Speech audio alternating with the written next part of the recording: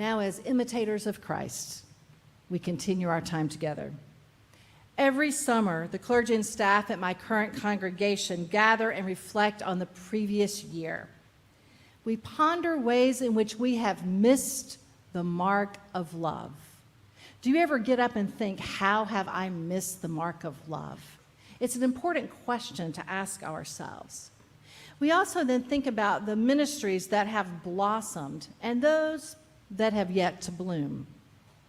Then we develop a theme for the year to come.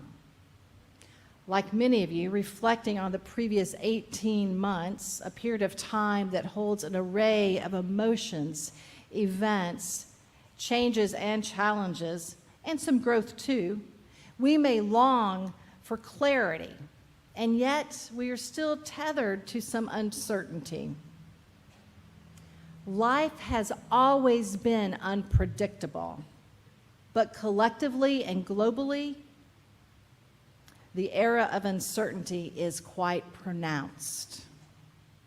Even those who are grateful for the privilege of healthy family members, financial security, and time to be creative during the pandemic, like Elijah, we are probably weary, mass-tired, and have had enough, and perhaps we're a little grumpy too. Now, in the text, he said, "I've had enough, Lord. Take my life. I am no better than my ancestors." Then he lay down under the bush and he fell asleep. Now, Shakespeare wrote, "And sleep that sometimes shuts up sorrow's eye, steal me away from my own company." How many of you have felt that? At times, you just need to sleep, to be quiet, to release whatever sorrow has come your way. Elijah was seeking respite. Now, prior to where we enter today's story, Elijah had been a prophet, and he was a prophet, but he was in a prophetic debate of sorts. Now, it's a longer tale than we have time to go into this morning, but in this conflict, tempers flared. And so, fleeing the situation, he was mentally and physically tired. So, under that tree, like those who had gone before him, he found rest. Under the tree, like those before him, he realized that he was just human. He was gifted, skilled, called, and exhausted. I suggest that sometimes we all need to go find a tree and sit under it and realize that we are just human. We cannot do everything.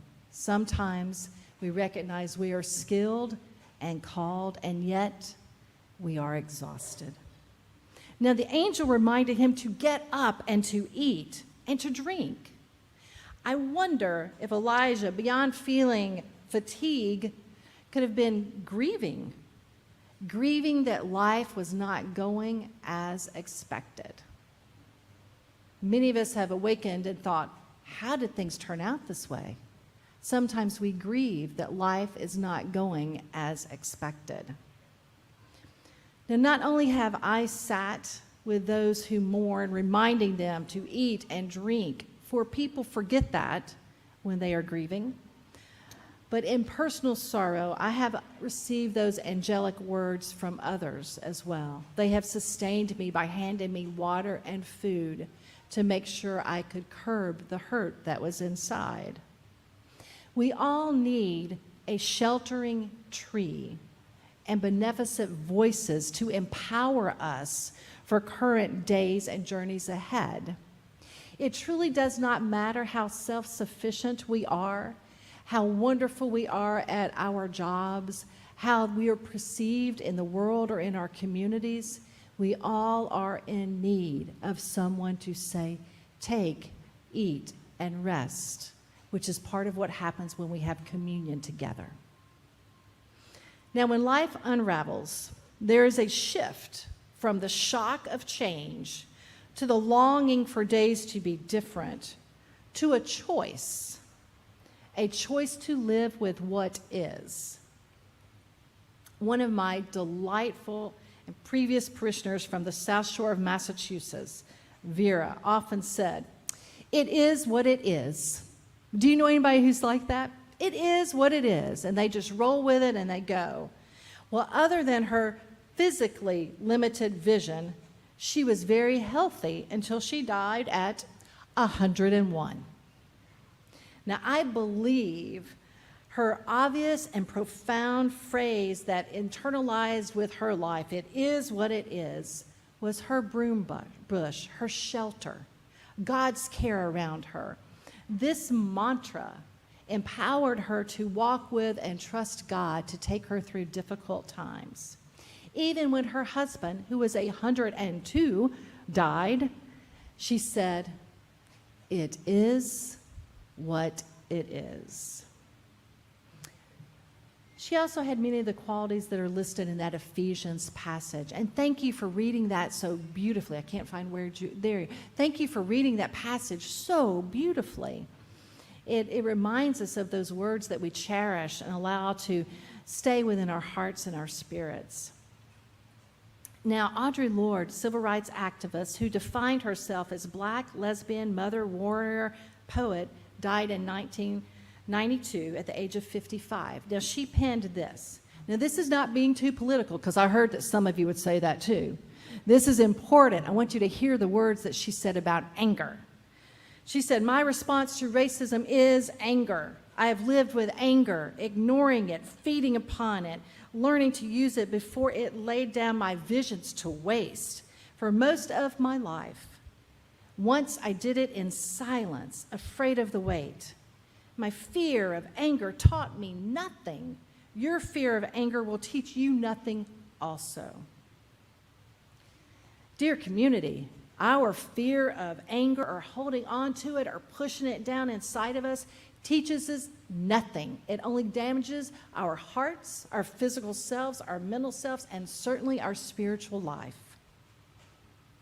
We have to release it, speak about it, deal with it. Now, Elijah was weary and embraced the kindness offered to him. Vera was practical and spoke truthfully. Audra was angry and did not keep it pent up. Now, within these vignettes of life, the wilderness for each one manifests in different ways and connects to this Ephesians reading. Again, allow yourself to hear the words, the summary of this passage.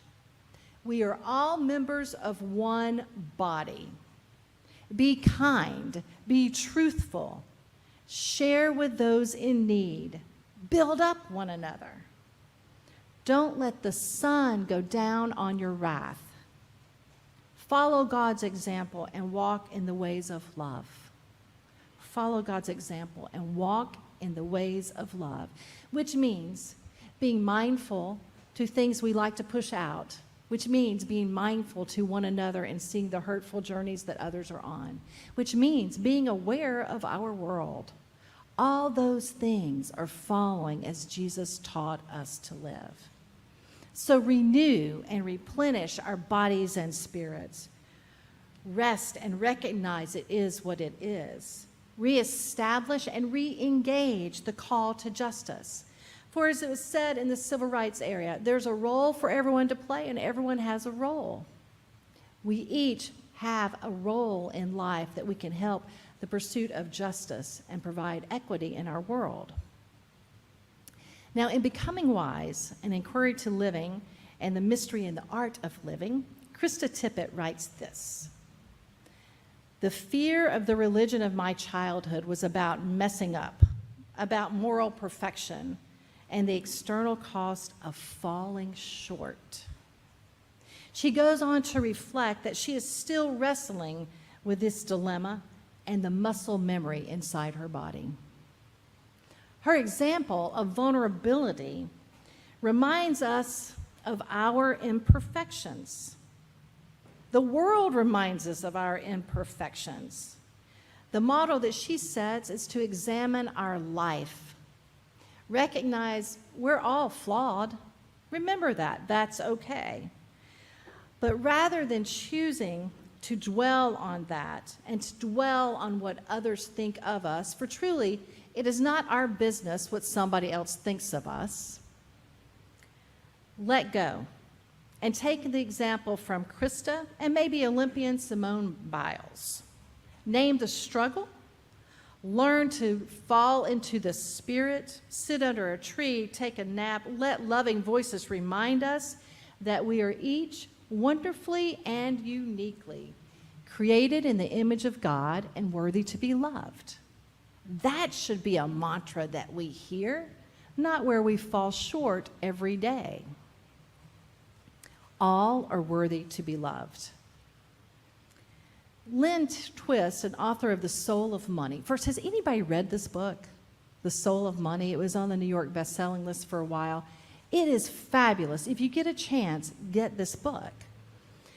She tells an incredible story. She had this dream to go to Calcutta and to work with Mother Teresa. She wanted to meet Mother Teresa. She wanted to be in her presence. She wanted her ministry to be among those most impoverished. So she goes, and she finds the orphanage where Mother Teresa is stationed. She makes her way through rubble. She actually discovers an infant wrapped in newspaper outside on the stairs and takes the baby into this dilapidated place. Then, after a while, Mother Teresa returns from bailing someone out of jail. She has an audience with her, sits across from her. And in this conversation, her life is being changed. Her heart is being moved. She feels the power of working with those who are most in need. And suddenly, a very wealthy couple run in, say to Mother Teresa, "We need your picture. Put her over here, take a picture with her, and leave." Now, Lynn is beside herself. She doesn't know what to do. She's so upset. So she complains to Mother Teresa. Then Mother Teresa, it says in a letter, writes her back and says, "Dear Lynn, until you truly love those who are financially well off as much as you love those who are financially poor, you are never offering the full love of Christ." And it shocked her. Because ministry, so many times we think about ministry that it has to be with those who are just in such need that we have to be present with them. But such need doesn't live out there. Such need lives in here too. We all are in need, different kinds of need. When Scripture talks about being poor in spirit, it's not necessarily talking about money. It's talking about needs, spiritual needs. Of course, we give and we share what we have. We heard that in Ephesians. But we also look around to see those who seem successful, who seem to have it together, and know that there's more of the story.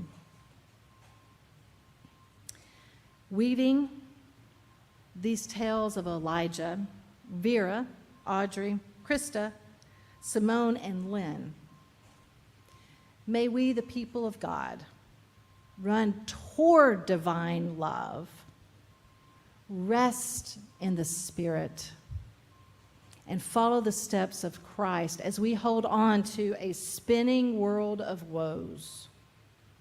May we live impressionistically, uniquely, and thankfully, each and every day.